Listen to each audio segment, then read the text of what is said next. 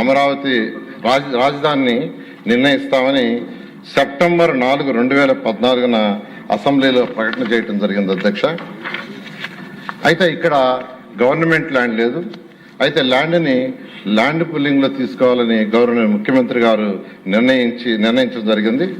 అయితే ప్రతిపక్షంలో ఉన్న వైఎస్ఆర్సీపీ నాయకులు ఇక్కడ క్యాపిటల్ సిటీ రాకూడదని వారు 250 కార్లు వేసుకుని ఈ యొక్క క్యాపిటల్ సిటీ ఏదైతే అనుకున్నామో అక్కడ రైతులందరినీ కలిసి రైతులందరినీ రెచ్చగొట్టడం జరిగింది. అయితే ఏ ఒక్క రైతు కూడా వాళ్ళ చెప్పిన మాట ఇలా అందరూ తిరస్కరించడం జరిగింది. అదేవిధంగా పొలాలను తగలబెట్టారు ఇక్కడ భయభ్రాంతులు చేయటానికి. అదేవిధంగా వరద ముప్పు వస్తుంది, ఇక్కడ రాజధాని కడితే అది మునిగిపోతుందన్నారు. అదేవిధంగా భూకంపాలు వస్తాయన్నారు. ఇక్కడ ఎక్కువ భూకంపాలు వస్తాయని అది కూడా కౌన్సిల్లో కూడా డిస్కస్ చేశారు, వాళ్లే క్వశ్చన్ వేసి. అదేవిధంగా ఈ యొక్క ల్యాండ్ నిర్మాణానికి పనికిరాదని చెప్పటం, ఇలా అనేక దుష్ప్రచారాలు చేయటం జరిగింది అధ్యక్ష.